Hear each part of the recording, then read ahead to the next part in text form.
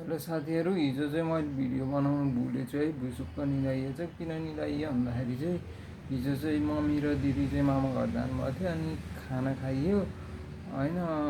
बिहान चाहिँ एकैछिन घुम्न पनि गयो, एराउन्ड 6:15 होइन 6:30 नै बजेको थियो हिजो उठ्दाखेरि चाहिँ। अनि यसो दौडिन गएँ, 8 बजीतिर आइयो। मम्मी र दिदी 8 बजेपछि मामा घर जानुभयो। अनि त्यसपछि खानासाना खाइयो होइन। अनि त्यसपछि चाहिँ त्यो इयरबड के यहाँ छ।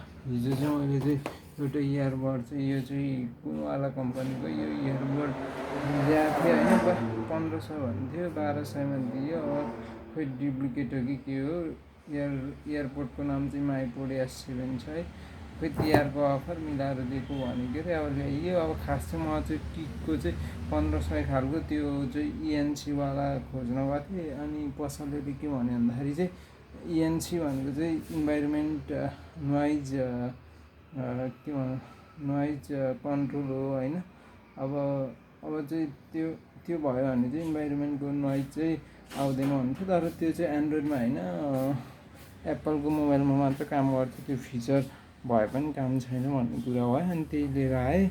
त्यही लिएर आएपछि अब यसो चलाइयो दिउँसोतिर। अनि चाहिँ ढुङ्ग्री सुङ्ग्री सेलरोटी खाँदै टिभी हेरियो। टिभीमा चाहिँ हिजो चाहिँ एउटा फिल्म हेरेर सक्यो, रेट्रो भन्ने है। अब ठिकै थियो होइन। अब तपाईँहरू पनि हेर्नु होला छ भने।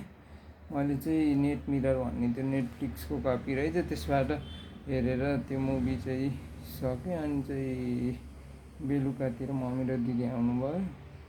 त्यसपछि त्यही हो, खानासाना खाइयो बेलुकाको।